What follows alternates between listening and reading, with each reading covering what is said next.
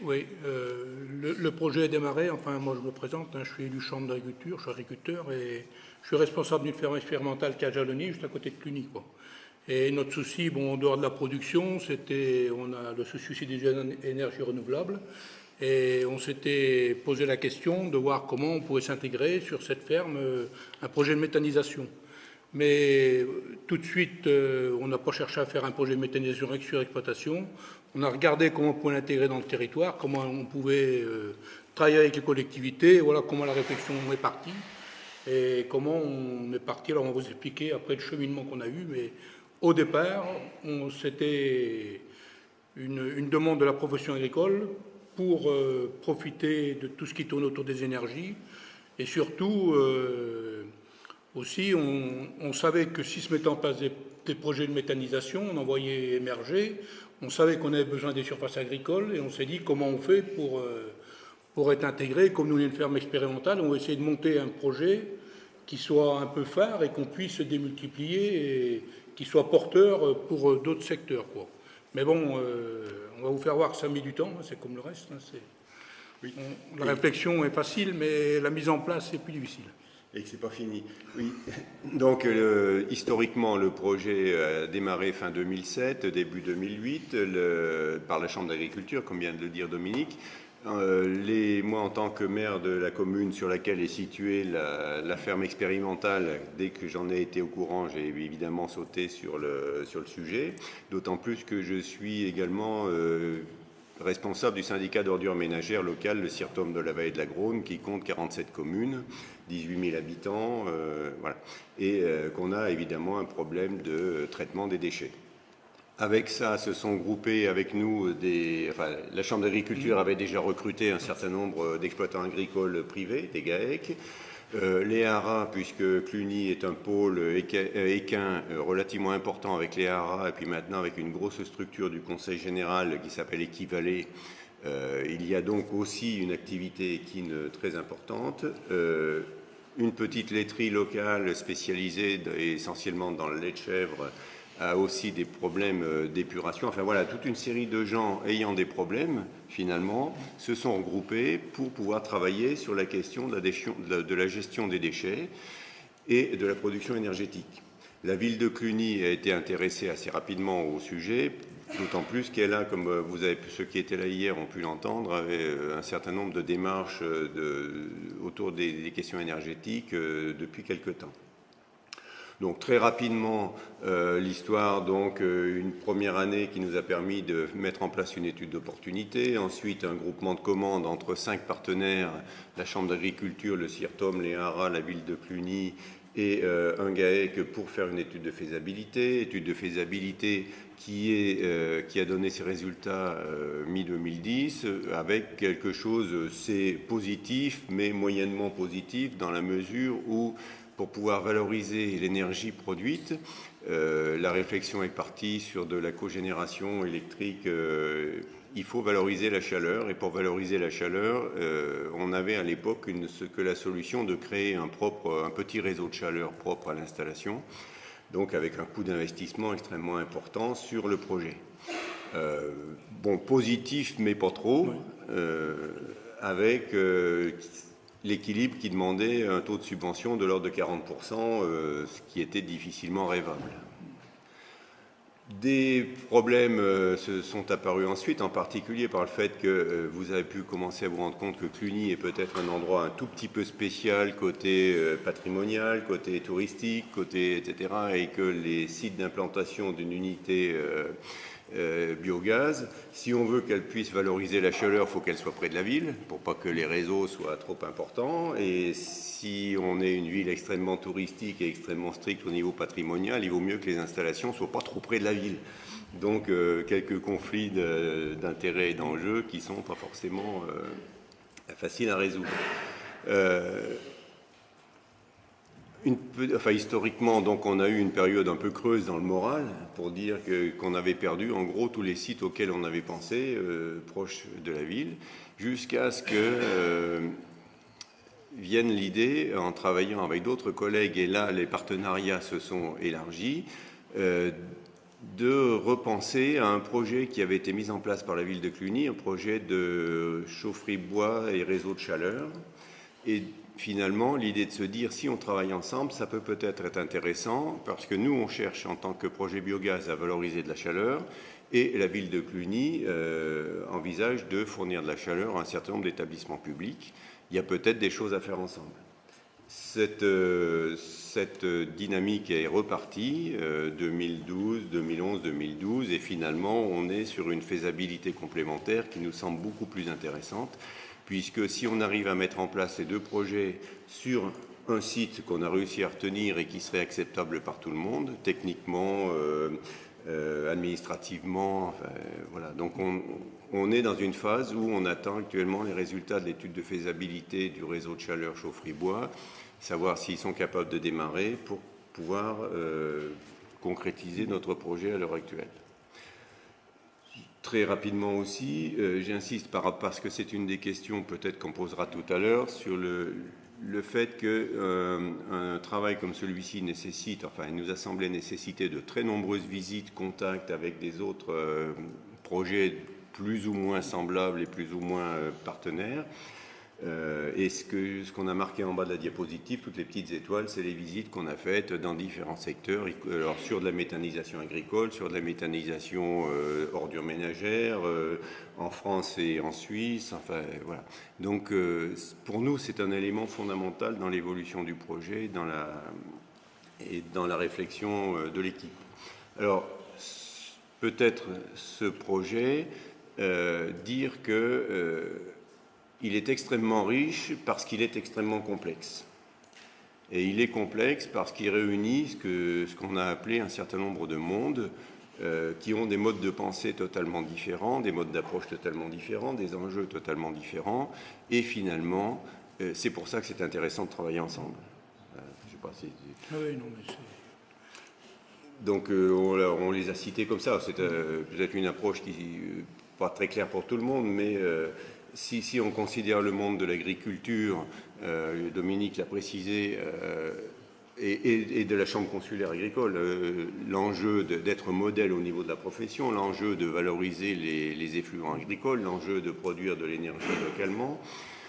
Le monde du cheval est un monde qui produit des déchets, mais dont les préoccupations sont totalement différentes de celles du monde agricole. Le monde des déchets que je représente a des enjeux de traitement, si possible local, si possible économique, si possible pas trop catastrophique au niveau écologique pour traiter ces déchets. Les collectivités locales ont des enjeux de type production énergétique, de type valorisation de l'image de la collectivité, etc. Les industriels agroalimentaires ont des enjeux financiers, des enjeux de se débarrasser d'un certain nombre de sous-produits qui les gênent. Voilà, donc des tas d'enjeux assez différents, mais qui ont finalement abouti, et c'est ça qui me semble très important dans notre histoire, sur le fait qu'on partage un certain nombre de valeurs. Un certain nombre de valeurs, et en particulier des valeurs de territoire, des valeurs de valorisation agricole du territoire, des valeurs autour du développement local de l'énergie, autour du traitement local des déchets, autour du retour au sol local des sous-produits du process de méthanisation, autour de l'implication de la population, des collectivités, etc., pour justement faire un projet de territoire qui ne reste qu'à l'échelle du territoire. Pour dire les choses peut-être d'une façon un peu plus brutale, on a été contacté, comme j'imagine beaucoup de projets du même type, par des investisseurs, par des gros organismes qui sont intéressés pour s'implanter un petit peu partout, qui à chaque fois veulent absolument dire oui, nous on apporte les fonds, c'est très bien, votre projet est parfait, sauf qu'il n'est pas assez gros, sauf qu'il faut gonfler, nous on va se débrouiller pour vous trouver des substrats à apporter, et on vous fait une rentabilité sur 5 ans, etc., etc. Et à chaque fois, nous on a dit non. On a dit non, on ne veut pas dépasser la dimension du territoire. On refuse absolument tout ce qui peut être import-export de matière. On refuse de perdre le contrôle sur notre projet et petit à petit, on est arrivé à... donc l'ensemble de ces partenaires sont arrivés à dire que finalement, on veut garder absolument la main sur le projet en étant de plus en plus ouvert sur le citoyen, sur les collectivités, sur l'ensemble du territoire. Donc, petit résumé très rapide de l'ensemble de ces partenaires. Donc, les agriculteurs, la Chambre d'agriculture et un certain nombre d'exploitations agricoles, les haras et potentiellement maintenant par le développement du pôle équivalé, l'organisme public Conseil général, la Chambre d'agriculture 71 bien entendu, le CIRTOM, la ville de Cluny, la laiterie, un gros appui de l'ADEME, et ça depuis le départ on est extrêmement aidé par l'ADEME. La Chambre d'agriculture a mis à disposition du projet un technicien qui passe beaucoup de temps sur le projet. Les élus de la Chambre, les élus collectivités constituent un petit groupe de travail, tout ça réuni dans un groupe de pilotage, et le tout étant en lien permanent maintenant avec le projet Chaufferie-Bois, qui lui-même est soutenu par l'agence technique départementale du Conseil général. Donc ça fait un truc assez complexe, et finalement, on s'y trouve bien. Et je crois que ça, c'est quelque chose de tout à fait important. L'idée qui s'est dégagée, c'était pas clair au départ. L'idée de la participation citoyenne, de l'implication citoyenne n'était pas claire au départ. Au départ, c'était une question d'organisme public, de chambres d'agriculture, de collectivités, etc. Puis finalement, on s'est dit que si on voulait garder le contrôle, si on voulait être implanté sur le territoire, si on voulait être accepté, bien entendu, être reconnu et valorisé, eh bien, on avait tout intérêt à ce que ce projet soit connu, soit reconnu, soit investi par les gens du terrain. La question de l'acceptabilité dans le contexte clunisois, j'en ai parlé très rapidement, c'est une des questions importantes, à la fois administrativement, mais aussi territorialement, parce que beaucoup de clunisois vivent du tourisme, et il n'est pas question d'implanter des activités monstrueuses dans un territoire comme celui-ci.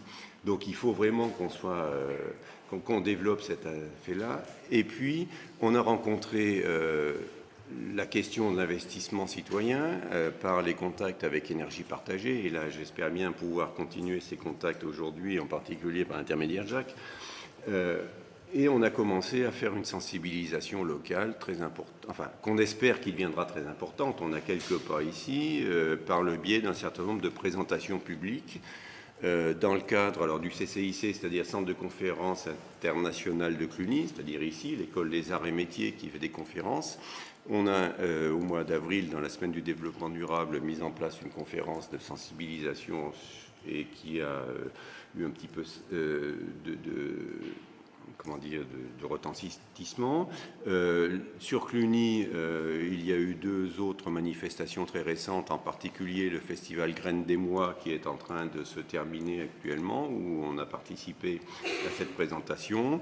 D'ailleurs, je signale que si vous avez l'occasion de traverser la place pour aller aux écuries de Saint-Hugues, vous verrez l'espèce d'objet étrange un peu bleuâtre ici que vous avez sur la photographie, qui est un démonstrateur d'un modèle réduit de méthaniseur qui est en fonctionnement, qui a été réalisé par les élèves de l'école des arts et métiers ici, pour continuer à sensibiliser. Et voilà, donc on va continuer cette maîtrise de l'implication, et on va le développer, on va continuer à démarcher un peu toute la population. Alors très rapidement pour terminer, les questions qu'on soulève, c'est la question de l'isolement et du besoin. Finalement, on paraît un petit peu quand même, et je pense que c'était le cas pour vous aussi, un petit peu allumé au départ, quand on commence à penser à un projet de ce type-là dans un contexte qui n'y a jamais pensé, ça fait un peu bizarre. On est ici dans un département où, même s'il y a un certain nombre d'initiatives, les structures collectives ne sont pas forcément extrêmement sensibilisées. Et en particulier, le syndicat d'électricité du département et au départ pas très branché sur ces questions-là et un tout petit peu difficile à mobiliser. Ça va venir, on l'espère. Deuxième point sur lequel on voulait insister, et j'ai déjà évoqué tout à l'heure, c'est sur les contacts nécessaires entre expériences. Alors les visites, c'est un aspect, mais on va aller, quand on va en visite, on va pomper de l'information chez des gens qui ont déjà fait les démarches et qui sont déjà beaucoup plus avancés que nous. Et probablement, ce qui nous aurait été utile, c'est d'être en contact dès le départ avec des gens à peu près au même stade et de pouvoir cheminer ensemble et s'échanger ce type de problématiques.